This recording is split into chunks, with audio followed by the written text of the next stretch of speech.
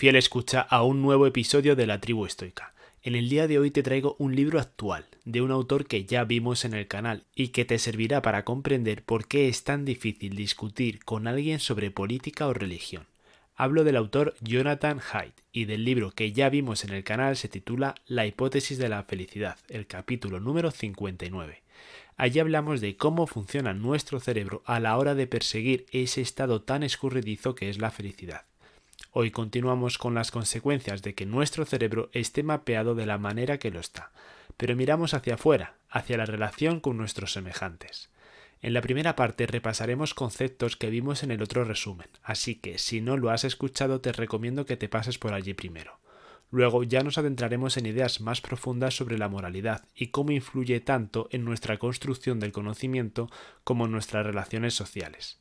Yo creo que este libro es, hasta la fecha, uno de los más importantes que he leído, por lo menos de los de psicología. Construye un marco conceptual que te permite entender la realidad de una manera totalmente nueva y, lo que es más importante, que se ajusta como un guante a lo que observas. No solo te permitirá ahorrarte discusiones, sino que te ayudará a mantener amistades y buena relación con tus familiares. De verdad que es una pasada. Además, viene recomendado nada más y nada menos que por Solo Fonseca en un vídeo que subió hace ya unos meses y que es una gozada, te lo recomiendo encarecidamente, y te lo dejaré en la descripción. Bueno, dejo de crear expectativas y vamos a escucharlo. ¡Comenzamos!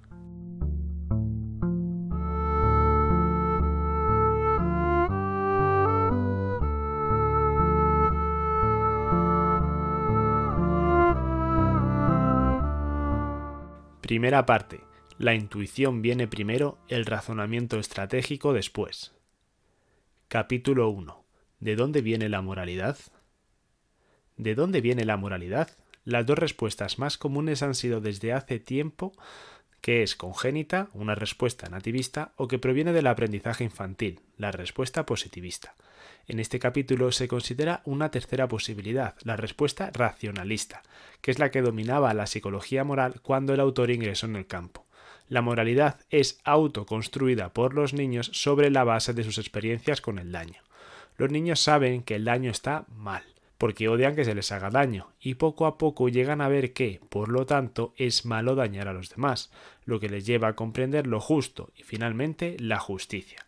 Aún así, tras una investigación que incluía sujetos de Brasil y Estados Unidos, Haidt rechazó esta respuesta, llegando a las siguientes conclusiones. 1. El dominio moral varía según la cultura. Es inusualmente estrecho sobre las culturas occidentales, educadas e individualistas. Las culturas sociocéntricas, por su parte, amplían ese dominio moral para abarcar y regular más aspectos de la vida. 2. Las personas a veces tienen sentimientos viscerales, especialmente en lo que se refiere al asco y la falta de respeto, que guía su razonamiento. El razonamiento moral es a veces una creación post hoc. Y 3. La moral no puede ser totalmente autoconstruida por los niños en función de su cambiante comprensión de lo que significa el daño. El aprendizaje o la orientación cultural deben desempeñar un papel más importante del que las teorías racionalistas le han dado. Si la moralidad no proviene principalmente del razonamiento, entonces eso significa que probablemente se trate de una combinación de lo innato y el aprendizaje social. En los siguientes capítulos se explicará cómo la moralidad puede ser innata, un conjunto de intuiciones evolucionadas, y aprendida, que sucede a medida que los niños aprenden a aplicar esas intuiciones dentro de una cultura particular. Nacimos para ser justos, pero tenemos que aprender exactamente qué implica ser justo para las personas como nosotros.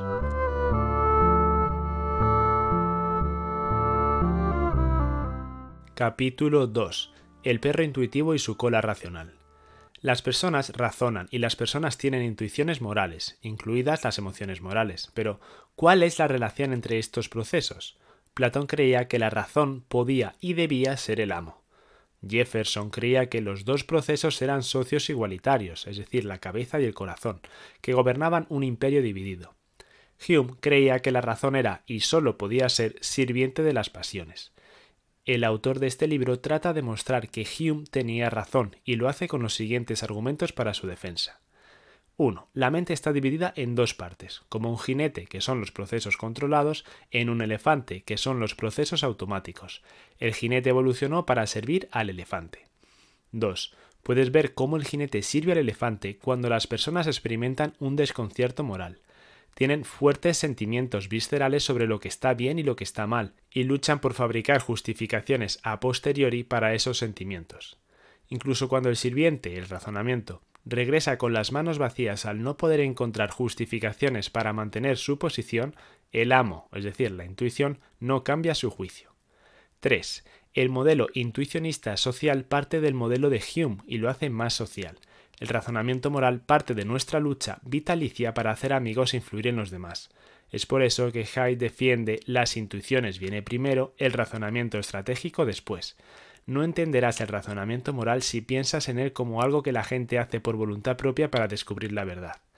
4. Por lo tanto, si deseas cambiar la opinión de alguien sobre un problema moral o político, lo primero que debes hacer es hablar con el elefante. Si le pides a las personas que crean algo que transgrede sus intuiciones, dedicarán sus esfuerzos a encontrar una vía de escape, una razón para dudar de tu argumento o conclusión. Y en la mayor parte de los casos lo lograrán. De hecho, Jonathan ha intentado utilizar el intuicionismo al escribir este libro. Su objetivo ha sido cambiar la forma en la que un grupo de lectores diversos, liberales y conservadores, religiosos y no religiosos, piensan sobre la moralidad, política, religión y acerca de ellos mismos. Sabía que tenía que tomarse las cosas con calma y entablar su diálogo preferentemente con los elefantes y no con sus respectivos jinetes. No podría simplemente exponer toda la teoría en el primer capítulo y pedirles a los lectores que reservasen su juicio hasta que hubiesen presentado toda la evidencia que les respalda.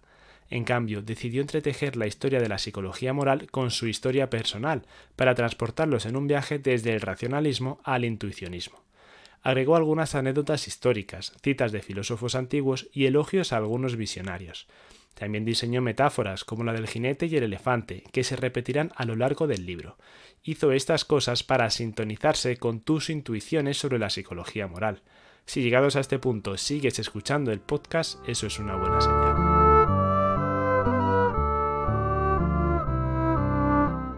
Capítulo 3. Los elefantes mandan.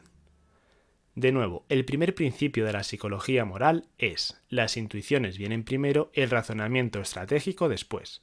Si te quedas con esa idea, este resumen habrá merecido la pena. En apoyo de este principio, el autor revisó 6 áreas de investigación experimental que demuestran que 1. Los cerebros se evalúan de manera instantánea y constante, como afirmaron Wundt y Zahong. 2. Los juicios políticos y sociales dependen en gran medida de ráfagas intuitivas rápidas, no de procesos conscientes de razonamiento. 3. Nuestros estados corporales a veces influyen en nuestros juicios morales. Los malos olores y sabores pueden hacer que las personas sean más críticas, y también puede hacer esto cualquier cosa que haga pensar en pureza y limpieza. 4. Los psicópatas razonan pero no sienten, y presentan graves deficiencias morales. Ya vimos en un episodio anterior cómo funciona la mente de un psicópata. 5. Los bebés sienten pero no razonan, y sí que tienen principios de moralidad. Y 6. Las reacciones afectivas aparecen en el lugar correcto y el momento correcto en el cerebro. La unión de estas 6 áreas nos da un retrato bastante claro del jinete y el elefante, y de los roles que desempeñan en nuestra mente justa. El elefante, recuerda, esos procesos automáticos es donde radica la mayor parte de la acción de la psicología moral. El razonamiento importa, por supuesto, particularmente entre las personas, y en particular cuando las razones pueden desencadenar nuevas intuiciones. Los elefantes mandan, pero no son ni tontos ni déspotas. Las intuiciones pueden ser modeladas por el razonamiento, especialmente cuando las razones se ofrecen en una conversación amistosa o en una novela, película o noticia emocionalmente convincente. Pero la conclusión más importante es que cuando vemos o escuchamos acerca de las cosas que hacen otras personas, el elefante comienza a inclinarse de inmediato. El jinete, que siempre está tratando de anticipar el próximo movimiento del elefante, comienza a buscar la manera de apoyarlo. ¿Por qué tenemos esta extraña arquitectura mental? A medida que el tamaño de los cerebros de los homínidos se triplicó durante los últimos 5 millones de años, desarrollaron el lenguaje y una capacidad ampliamente mejorada para razonar. ¿Por qué entonces desarrollamos un abogado interno en lugar de un juez o un científico? ¿No habría sido mejor forma de adaptación para nuestros antepasados descubrir la verdad real sobre quién hizo qué y por qué, en lugar de usar todo ese poder mental solo para encontrar evidencias que apoyasen lo que quisiesen creer? Eso depende de lo que consideres que era más importante para la supervivencia de nuestros antepasados, si la verdad o la reputación.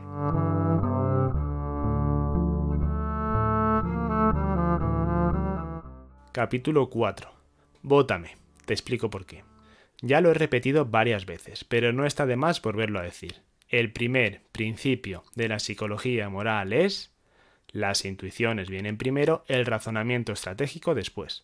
Igual que en el capítulo anterior, aquí el autor también revisó diferentes áreas de investigación, solo que esta vez para demostrar que el pensamiento moral se parece más a un político que busca votos que a un científico que busca la verdad. En primer lugar, porque estamos extremadamente preocupados por lo que los demás piensan de nosotros, aunque gran parte de la preocupación es inconsciente e invisible a nuestros ojos. En segundo lugar, el razonamiento consciente funciona como un portavoz que automáticamente justifica cualquier posición adoptada por el presidente. Por otro lado, con la ayuda de nuestro portavoz podemos mentir y engañar a menudo, y luego cubrirlo de una manera tan eficiente que incluso nos engañamos a nosotros mismos. El razonamiento puede llevarnos a casi cualquier conclusión a la que queramos llegar, porque preguntamos ¿puedo creerlo? Cuando queremos creer algo, y ¿debo creerlo? Cuando no lo queremos creer. La respuesta es casi siempre sí a la primera y no a la segunda. Por último, en materia moral y política, a menudo somos más grupales que egoístas. Desplegamos nuestras habilidades de razonamiento para respaldar a nuestro equipo y para demostrarles compromiso. Jonathan concluyó el capítulo advirtiendo de que la adoración de la razón que a veces se encuentra en los círculos filosóficos y científicos es un delirio, un ejemplo de fe en algo que no existe. No puedo dejar de recordar, y creo que siempre lo hago para criticar, el capítulo 12 de este canal, en el que resumí el libro de En defensa de la ilustración, de Steven Pinker. Ya que hablamos de cómo surge la atracción y el disgusto, creo que mi disgusto hacia este autor, como al de Sapiens, Harari, es visceral, pero eso no impide que le resuman el canal. Volviendo al libro que nos ocupa. En lugar de defender el modelo racionalista, el de Pinker, Hyde instó a un enfoque más intuicionista de la moralidad y de la educación moral, que sea más humilde acerca de las capacidades de las personas y que esté más en sintonía con los contextos y sistemas sociales que permiten a la gente pensar y actuar bien. Con esto concluye la primera parte de este libro, que trata sobre el primer principio de la psicología moral, que a estas alturas seguro que hasta sueñas con él. Las intuiciones vienen primero y el razonamiento estratégico después. Para explicar este principio se utilizó la metáfora de la mente como jinete, el razonamiento, sobre un elefante, que es la intuición, y se dijo que la función del jinete es servir al elefante. El razonamiento importa, particularmente porque las razones a veces logran influir a otras personas, pero la mayor parte de la acción en la psicología moral está en las intuiciones. En la segunda parte del libro el autor será mucho más específico acerca de cuáles son esas intuiciones y de dónde provienen. Dibujará un mapa del espacio moral y mostrará por qué ese mapa suele ser más favorable para los políticos conservadores que para los liberales o progresistas. Vamos allá. Pero antes te dejo con este consejo del autor. Conclusión de esta parte. Si te tienes que llevar algo de esta parte, que sea la imagen de ti mismo y de todos a tu alrededor como pequeños jinetes subidos a grandes elefantes. Pensar de esta manera puede llevarte a ser más paciente con los demás. Cuando veas que te estás inventando argumentos post hoc ridículos, quizás no tengas tanta prisa a la hora de ridiculizar a otros simplemente porque puedes refutar sus argumentos fácilmente. La acción en psicología moral no reside en los pronunciamientos del jinete.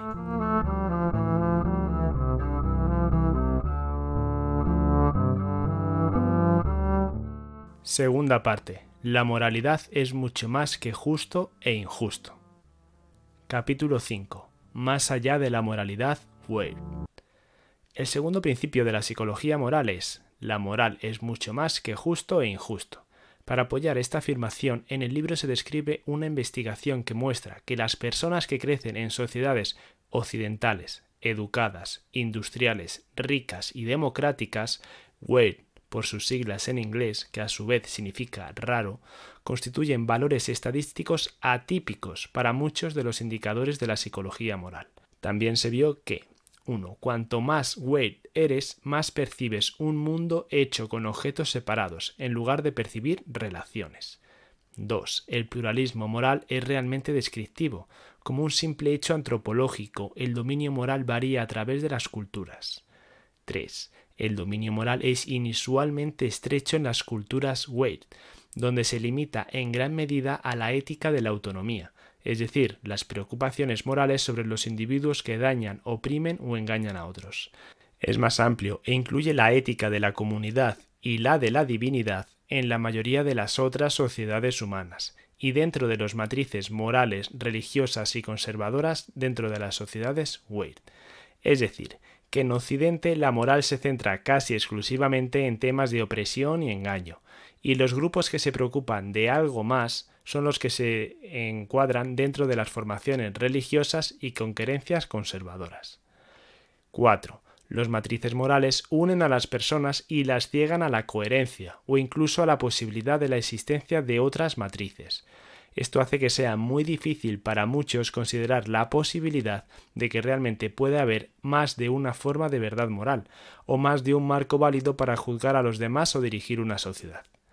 Esto es algo fácilmente comprobable con la realidad.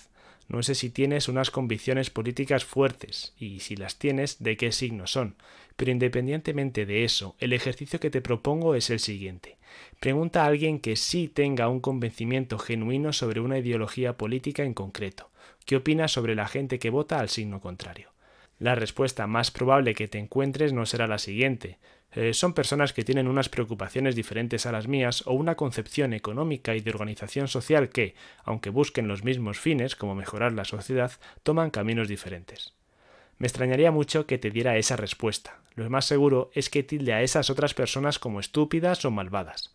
La interminable lucha del bien contra el mal, vaya. A eso es a lo que se refiere el autor con que no se mide la política por marcos que juzguen cómo dirigir una sociedad, lo que sería el jinete y un aspecto racional, sino que se entienden como cuestión de fe o con el fanatismo con el que se siga un equipo de fútbol, y no darnos cuenta de esto es un peligro evidente.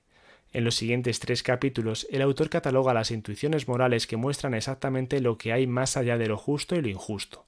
Mostrará también cómo un pequeño conjunto de principios morales innatos y universales pueden usarse para construir una gran variedad de matrices morales, y te dará herramientas que puedes utilizar para comprender los argumentos morales que emanan de matrices que no son las tuyas.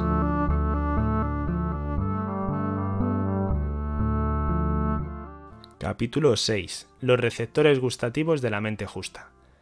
Igual que hicimos en la primera parte, vamos a repetir machaconamente esto de los principios morales. De nuevo, el segundo principio de la psicología moral es: la moralidad es mucho más que justo e injusto. En este capítulo empezamos a ver qué es exactamente ese más mediante las siguientes afirmaciones. En primer lugar, la moralidad es como el sentido del gusto en muchos sentidos. Igual que tenemos diferentes papilas gustativas para distinguir los matices de los sabores, también tenemos unas papilas gustativas morales, entre comillas, para percibir los diferentes matices de la moralidad, y algunos tienen unas papilas más desarrolladas que otros. En segundo lugar, la deontología y el utilitarismo son morales de un solo receptor, que probablemente sean más atractivas para las personas que, dentro de la construcción de su personalidad, puntúan altas en sistematización y bajas en empatías. En tercer lugar, la aproximación pluralista, sentimentalista y naturalista de Hume a la ética es más prometedora para la psicología moral moderna que el utilitarismo o la deontología. Como primer paso para reanudar el proyecto de Hume, debemos tratar de identificar los receptores del gusto en la mente de los justos. En cuarto lugar, la modularidad puede ayudarnos a pensar acerca de los receptores innatos y cómo estos producen una variedad de percepciones iniciales que luego se desarrollan en formas culturalmente variables. Y por último, 5 buenos candidatos para ser receptores del gusto en la mente de los justos son el cuidado, la equidad, la lealtad, la autoridad y la santidad. En psicología las teorías son baratas, cualquiera puede inventar una. Logramos progresar solo cuando las teorías son probadas, respaldadas y corregidas por la evidencia empírica, especialmente cuando una teoría resulta ser útil. Por ejemplo, si ayuda a las personas a comprender por qué la mitad de las personas de su país parecen vivir en un universo moral diferente. Eso es lo que se hace en los siguientes capítulos.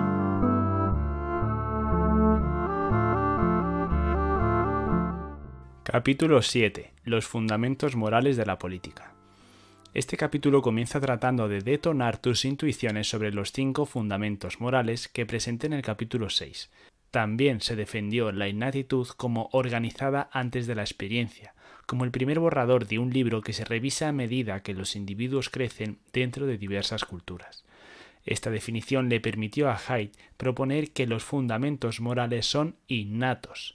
Las reglas y las virtudes particulares varían según las culturas, por lo que te perderás si buscas universalidad en los libros terminados. No encontrarás un solo párrafo que exista de forma idéntica en todas las culturas humanas. Pero si buscas vínculos entre la teoría evolutiva y las observaciones antropológicas, puedes hacer algunas amables conjeturas acerca de lo que había en ese primer borrador universal de la naturaleza humana. Eso fue lo que hizo Jonathan Haidt, y estas son las 5 suposiciones. Presta mucha atención porque estas 5 suposiciones son las más importantes del libro. Recordemos que estamos hablando de la parte innata en los seres humanos a la hora de construir la moralidad. En primer lugar, tenemos el fundamento de cuidado-daño, que evolucionó en respuesta al desafío adaptativo de cuidar a niños vulnerables. Nos hace sensible a signos de sufrimiento y necesidad, y nos hace despreciar la crueldad y querer cuidar a aquellos que sufren. En segundo lugar, tenemos el fundamento de la equidad-engaño, y evolucionó en respuesta al desafío adaptativo de cosechar las recompensas de la cooperación sin ser explotado. Nos hace sensibles a los signos de que otra persona sea probablemente un buen o mal socio para la colaboración y el altruismo recíproco. También nos hace querer rechazar o castigar a los tramposos. 3. El fundamento de lealtad y traición, que evolucionó en respuesta al desafío adaptativo de formar y mantener coaliciones. Nos hace sensibles a las señales de que otra persona es o no un buen jugador de equipo, y también nos hace confiar y recompensar a esas personas, y nos hace querer herir, aislar o incluso matar a quienes nos traicionan a nosotros o a nuestro grupo. 4. El fundamento de autoridad-subversión, que evolucionó en respuesta al desafío adaptativo de establecer relaciones que nos benefician dentro de las jerarquías sociales. Nos hace sensibles a los signos de rango o estatus y a las señales de que otras personas se están comportando adecuadamente o no de acuerdo a su posición. Y 5. El fundamento de santidad-degradación, que evolucionó inicialmente en respuesta al desafío adaptativo del dilema del omnívoro y después al desafío más amplio de vivir en un mundo de patógenos y parásitos. Incluye el sistema inmunológico asociado al comportamiento, que puede hacernos desconfiar de una amplia gama de objetos simbólicos y de amenazas. Permite a las personas conferir a objetos valores irracionales y externos, tanto positivos como negativos, que son importantes para mantener a los grupos unidos. Bueno, bastante interesante, ¿verdad? Hagamos ahora un esfuerzo imaginativo y tratemos de aplicar dichos principios al mensaje político de mi país, España. Si eres de izquierdas, activarás las papilas gustativas del fundamento de cuidado-engaño cuando pongas imágenes de niños inmigrantes desvalidos que solo buscan un sitio seguro donde vivir. Si eres de derechas, activarás las mismas papilas al mostrar casos de niños, o especialmente niñas españolas, que se ven agredidos por adolescentes o jóvenes inmigrantes. Si eres de izquierdas, activarás el fundamento de equidad-engaño cuando traigas a colación el tan manido principio marxista de que el empleador te explota y se apropia del fruto de tu trabajo. Y si eres de derechas, tratarás de centrar la atención en el parásito funcionario que vive a expensas del sudor de tu frente. Tanto si eres de izquierdas como de derechas, cada lado mandará su mensaje para tratar de fusionar la nación española con su ideología, igual que te harán respetar la autoridad que ellos proclamen y llamarán a subversión en caso de unos resultados contrarios a los esperados, como decir que las elecciones han sido saboteadas, etc. De esta manera se tratarán tanto los fundamentos de lealtad y traición como el de autoridad y subversión. Por último, es verdad que con el fundamento de santidad y degradación se me han ocurrido casos de uso para la derecha, como la burla de los cultos religiosos, con el ejemplo que hemos tenido recientemente en los Juegos Olímpicos de París, pero no se me ocurre para la izquierda. Esto está en línea con lo que dice el propio autor en el libro un poco más adelante, pero si se te ocurre uno a ti, eres más que bienvenido de dejarlo escrito en comentarios. Pero bueno, que nos hemos desviado un poco del propio resumen. En este capítulo, Haidt mostró cómo los dos extremos del espectro político dependen de cada fundamento de diferentes maneras o en diferentes grados. También sugirió que parece que la izquierda se basa principalmente en los fundamentos de cuidado y equidad, mientras que en la derecha usa los 5. Si todo esto es cierto, ¿es la moral de la izquierda como la comida que se sirve en el restaurante del verdadero sabor? La moralidad de la izquierda activa solo 1 o 2 receptores del gusto, mientras que la de la derecha se involucra en el paladar más amplio, que incluye lealtad, autoridad y santidad. Y si eso es así, ¿da eso a los políticos conservadores una mayor variedad de formas de conectar con los votantes? Veámoslo.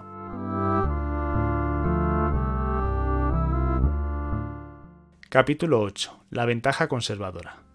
Venga, vamos al lío. No olvidemos que el autor es estadounidense, así que se centra en la explicación de la realidad política americana, pero nosotros podemos sacar nuestras propias conclusiones. Jonathan nos dice que la psicología moral puede ayudar a explicar por qué el Partido Demócrata ha tenido tantas dificultades para conectar con los votantes desde 1980. Los republicanos entienden el modelo intuicionista mejor que los demócratas. Los republicanos le hablan de manera más directa al elefante y también tienen una mejor comprensión de la teoría de los fundamentos morales, al tiempo que activan cada uno de los receptores del gusto. Para apoyar esta tesis, el autor presentó la visión de Durkheim de la sociedad, que favorece los conservadores sociales, en la cual la unidad social básica es la familia, en lugar del individuo, y también el orden, la jerarquía y la tradición son altamente valorados. Contrastó esta visión con la visión liberal de Mill, que es más abierta e individualista. Afirmó que una sociedad como la de Stuart Mill presentaría dificultades para unir al pluribus en el unum, como reza el lema americano. Los demócratas suelen promover políticas que priorizan el pluribus a costa del unum, políticas que los deja expuestos a las acusaciones de traición y subversión y sacrilegio. Después explicó también cómo sus colegas y él mismo revisaron la teoría de los fundamentos morales para explicar de mejor manera las intuiciones acerca de la libertad y la equidad, que explica de la siguiente manera. 1. Tanto Jonathan como sus colegas añadieron el fundamento de libertad-opresión, que hace que las personas noten y se resientan de cualquier signo de intento de dominación y se dispare el impulso de unirse para resistir o derribar a los matones y los tiranos.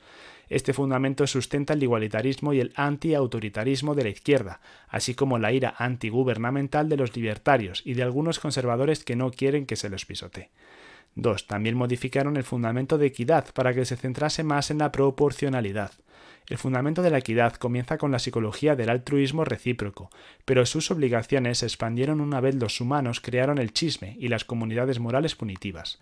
La mayoría de las personas tienen una profunda inquietud intuitiva sobre la ley del karma, quieren ver castigados a los tramposos y recompensar a los buenos ciudadanos en proporción a sus acciones. Con estas revisiones, la teoría de los fundamentos morales ahora puede explicar uno de los grandes enigmas que ha preocupado a los demócratas en los últimos años. ¿Por qué los pueblos rurales y de clase trabajadora de Estados Unidos generalmente votan a los republicanos cuando es el Partido Demócrata quienes quieren redistribuir el dinero de manera más equitativa? Los demócratas suelen decir que los republicanos han engañado a estas personas para que voten en contra de sus propios intereses económicos, pero desde la perspectiva de la teoría de los fundamentos morales, los votantes rurales y de clase trabajadora en realidad votaron a favor de sus intereses morales. No quieren comer en el restaurante del sabor verdadero, y no quieren que su país se consagre principalmente al cuidado de las víctimas y la búsqueda de la justicia social. Hasta que los demócratas no entiendan esta visión durkheimiana de la sociedad y la diferencia entre una moralidad de 6 fundamentos y una moralidad de 3 fundamentos, no entenderán qué es lo que hace que la gente vote a los republicanos. Y con esta afirmación tan potente llegamos al final de esta segunda parte del libro. Recuerda, en la primera parte de este libro se presentó el primer principio de la psicología moral. La intuición viene primero, el razonamiento estratégico después. En la segunda parte se ampliaron dichas intuiciones en detalle y se desarrolló el segundo principio. La moralidad es mucho más que justo e injusto. Ahora estamos listos para examinar cómo la diversidad moral puede dividir fácilmente a las buenas personas en grupos hostiles que no quieren entenderse. Estamos listos para pasar al tercer principio. La moralidad une y ciega. No podemos ni pensar siquiera en comenzar a hablar de religión hasta que exploremos esa idea. Igual que hicimos con la primera parte, vamos a ver qué consejo nos deja el autor sobre esta segunda parte. Conclusión de la segunda parte. Te sugiero que de esta parte te lleven la sospecha hacia los monistas morales. Cuídate de cualquiera que insista en que existe una verdadera moralidad para todas las personas, tiempos y lugares, especialmente si esa moralidad se basa en un solo fundamento moral. Las sociedades humanas son complejas y sus necesidades y desafíos son variables.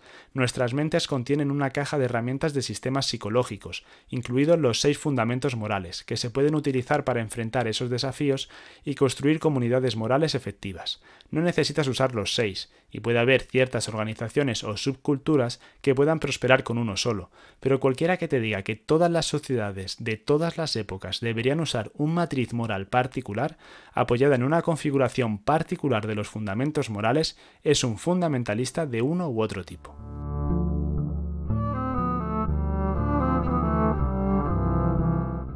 Tercera parte. La moralidad une y ciega.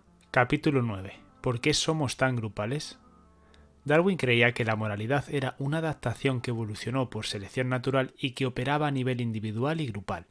Las tribus con miembros más virtuosos reemplazaron a las tribus con miembros más egoístas, pero el mundo académico desechó la idea de Darwin cuando Williams y Dawkins argumentaron que el problema de los polizones, aquellos que se benefician del trabajo de otros, condena la selección grupal. Las ciencias entraron entonces en un periodo de 3 décadas durante el cual se restó importancia a la competencia entre grupos y la atención pasó a la competencia entre individuos dentro de los grupos. Los actos aparentemente altruistas debían explicarse como formas encubiertas de egoísmo. Pero en los últimos años ha surgido una nueva corriente académica que realza el papel de los grupos en la teoría evolutiva. La selección natural funciona en múltiples niveles simultáneamente y a veces incluye los grupos de organismos. Oigamos las palabras del autor.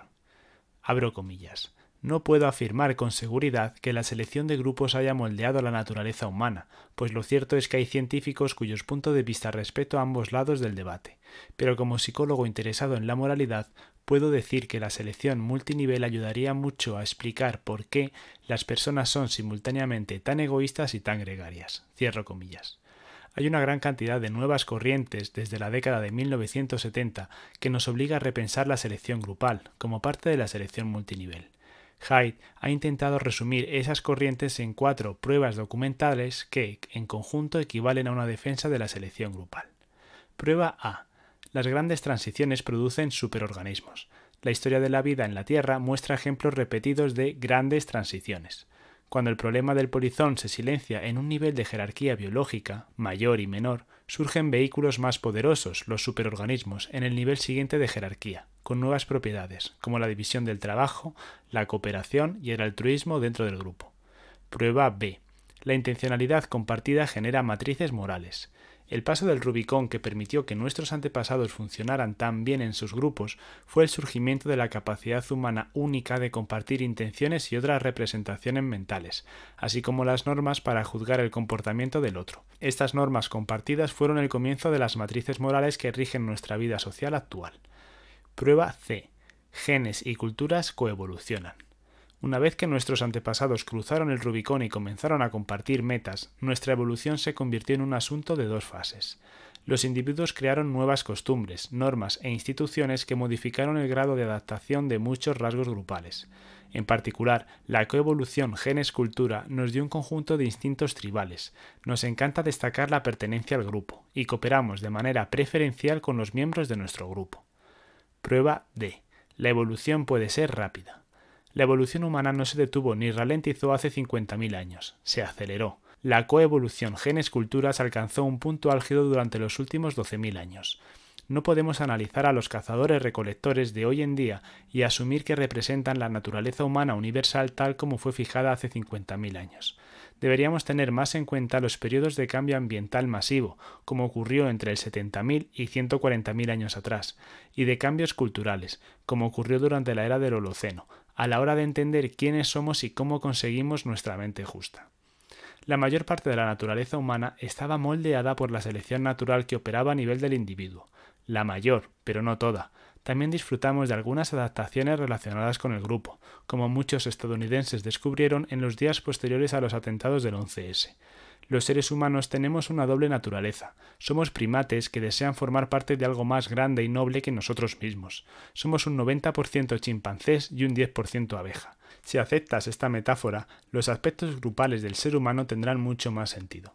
Es casi como si se activara un interruptor de la colmena en nuestra mente, que activara nuestro potencial gregario cuando se dan las condiciones adecuadas.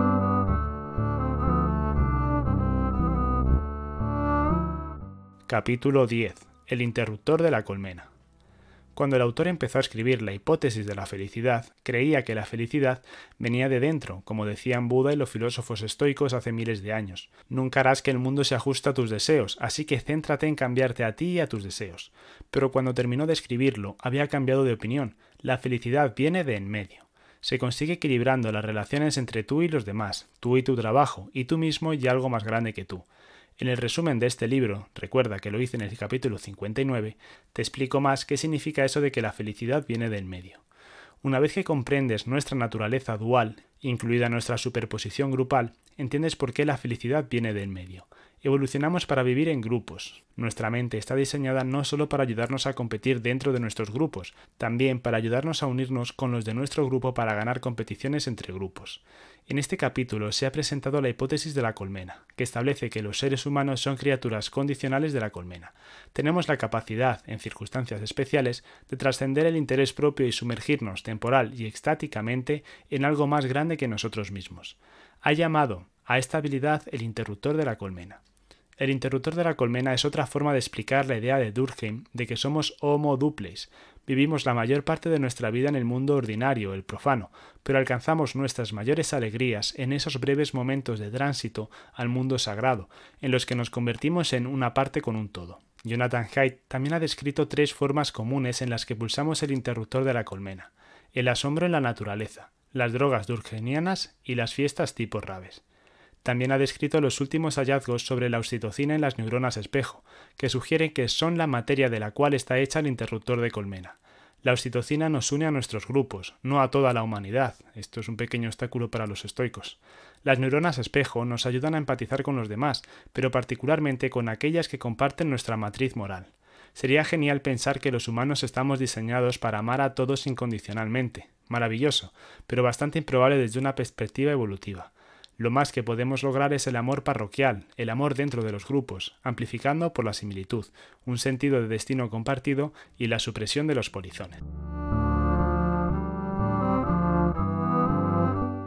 Capítulo 11. La religión es un deporte de equipo. Si piensas en la religión como un conjunto de creencias sobre fuerzas sobrenaturales, estás abocado a malinterpretarla. Creerás que esas creencias son delirios absurdos, tal vez incluso parásitos que utilizan nuestro cerebro en su propio beneficio. Pero si adoptas un enfoque durkheimiano de la religión, centrado en la pertenencia, y un enfoque darwiniano de la moralidad, que involucra la selección multinivel, obtienes una imagen muy distinta. Verás que las prácticas religiosas llevan decenas de miles de años uniendo a nuestros antepasados en grupos. Esa atadura generalmente implica algo de cegamiento. Una vez que cualquier persona, libro o principio se declara sagrado, los devotos ya no pueden cuestionarlo ni pensar con claridad. Nuestra capacidad de creer en agentes sobrenaturales bien puede haber comenzado como un subproducto accidental de un dispositivo de detención de agencia hipersensible, pero una vez que los humanos comenzaron a creer en tales agentes, aquellos grupos que los utilizaron para construir comunidades morales fueron los que perduraron y prosperaron. Al igual que esas comunas religiosas del siglo XIX utilizaron a sus dioses para obtener sacrificio y compromiso de sus miembros. Y al igual que los estudios sobre las trampas y los juegos de confianza, sus dioses les ayudaron a suprimir el engaño y aumentar la fiabilidad. Solo los grupos que pueden generar compromiso y suprimir a los polizones pueden crecer. Por eso la civilización humana creció tan rápidamente después de domesticar las plantas y los animales.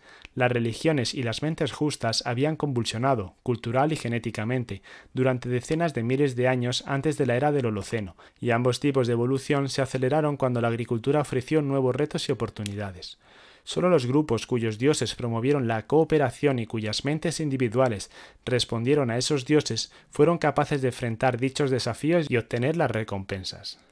Los seres humanos tenemos una capacidad extraordinaria para preocuparnos por cosas más allá de nosotros mismos, para rodear esas cosas con otras personas y en el proceso de unirnos en equipos que puedan perseguir proyectos más grandes. De eso va la religión, y con algunos ajustes es de lo que va también la política. En el capítulo final echaremos un último vistazo a la psicología política, intentaremos averiguar por qué la gente decide unirse a un equipo político u otro, y veremos sobre todo cómo la apariencia de un equipo ciega a sus seguidores sobre los motivos y la moral de sus oponentes, y sobre la sabiduría que hay dispersa entre ideologías políticas diversas. Pero antes un breve apunte sobre este apartado. Como te digo, este libro te hace cambiar la imagen que tienes del mundo para no volver atrás, o al menos eso me ocurrió a mí. Uno de estos cambios fue con la religión. La interpretación literal dejó paso a la simbólica y la utilidad marginal a la colectiva. Dejó de parecerme una irracionalidad supersticiosa para convertirse en el pegamento que permite que sociedades permanezcan unidas. A raíz de esta idea, entiendo e incluso apoyo que su adhesión sea cuestión de fe. Da igual que no llegues a las conclusiones a través del camino de la razón, lo que importa son los efectos que su creencia produce.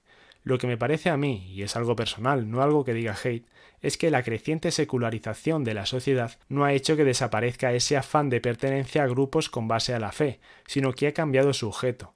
La gente ha pasado de posar su fe en figuras milenarias como Jesucristo o Buda a figuras tan volubles como Sánchez o Milei. La creciente polarización de la política se expande a todos los ámbitos de nuestro día a día, impregnando comidas y cualquier aspecto de ocio como los deportes. Creo que esto es un paso atrás. Considero que la política actual es perniciosa y que todo lo que toca lo corrompe.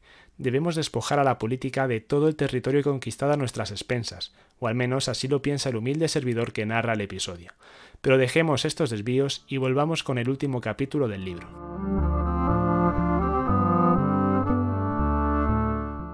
Capítulo 12. ¿No podemos disentir de forma constructiva?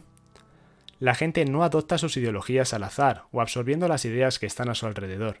Las personas cuyos genes les dieron cerebros que obtienen un placer especial de la novedad, la variedad y la diversidad, mientras que al mismo tiempo son menos sensibles a las señales de peligro, están predispuestas, pero no predestinadas, a ser liberales, o como sería en español, progresistas. Tienden a desarrollar ciertas adaptaciones características y narrativas vitales que les hacen sentirse reconocidas, inconsciente e intuitivamente, con las grandes narrativas contadas por los movimientos políticos de izquierda, como la narrativa del progreso liberal. Las personas cuyos genes les dan cerebros con la configuración opuesta están predispuestas, por las mismas razones, a sentirse reconocidas en las grandes narrativas de la derecha, como la narrativa de Reagan. Un aspecto que no se trata en el libro y que me parece bastante curioso es el cambio dentro de la vida de las personas, que normalmente suele tender de izquierdas a derechas, y en este caso no creo que haya cambios genéticos. Una vez que las personas se unen a un equipo político, quedan atrapadas en su matriz moral. Ven la confirmación de su gran narrativa en todas partes, y es difícil, tal vez imposible, convencerlos de que están equivocados si discutís con ellas desde fuera de su matriz moral. Pero a la luz de las investigaciones, parece que los liberales, entiéndase por liberales estadounidenses a las personas de izquierdas o progresistas, podrían tener aún más dificultades. La comprensión de la cultura es más conservadora que al revés, porque los liberales a menudo tienen dificultades para entender que los fundamentos de la lealtad, la autoridad y la santidad tengan algo que ver con la moral. En particular, los liberales suelen tener dificultades para ver el capital moral, que se definió como los recursos que sustentan una comunidad moral. El autor también sugirió que los liberales y los conservadores son como el yin y el yang, elementos necesarios de un estado saludable de la vida política, como expresó John Stuart Mill. Los liberales son expertos en el cuidado, son más capaces de ver a las víctimas de los acuerdos sociales existentes y continuamente nos empujan a actualizar esos pactos e inventar nuevos. Como dijo Robert Fitzgerald Kennedy, hay quienes miran cómo son las cosas y se preguntan por qué. Sueño con cosas que no fueron y me pregunto ¿por qué no? Hyde también mostró cómo esa matriz moral lleva a los liberales a dos conclusiones que son, en mi opinión, profundamente importantes para la salud de la sociedad. 1. Los gobiernos pueden y deben contener a los superorganismos corporativos y 2. Algunos grandes problemas realmente pueden resolverse. Luego también se habló de que los libertarios, que sacralizan la libertad, y los conservadores sociales, que sacralizan ciertas instituciones y tradiciones, proporcionan un contrapeso crucial a los movimientos de reforma liberal tan influyentes en los Estados Unidos y Europa desde principios del siglo XX. Se dijo que los libertarios tienen razón en que los mercados son mágicos, o al menos cuando se pueden abordar sus externalidades y otras fallas, y también se habló de que los conservadores sociales tienen razón en que generalmente no se ayuda a las abejas destruyendo la colmena. Finalmente, Jonathan concluyó diciendo que el creciente maniqueísmo de la vida política estadounidense no es algo que podamos abordar firmando compromisos y decidiendo ser más simpáticos. Nuestra política se volverá más cívica cuando encontremos formas de cambiar los procedimientos para elegir a los políticos y las instituciones en las que interactúan. Conclusión de esta parte. De esta parte te puedes llevar la imagen de un pequeño bulto que tenemos todos en la parte posterior de la cabeza, el interruptor de colmena, justo abajo de la piel, a la espera de que lo pulses. Desde hace 50 años nos llevan diciendo que los seres humanos somos fundamentalmente egoístas. Nos invaden los programas de telerrealidad que muestra a la gente su peor versión. No es verdad. Quizás nos pasemos la mayor parte de nuestras horas de vigilia promoviendo nuestros propios intereses, pero todos tenemos la capacidad de trascender ese interés y convertirnos en parte de un todo. No es solo una capacidad, es la antesala de muchas de las experiencias más apreciadas de la vida.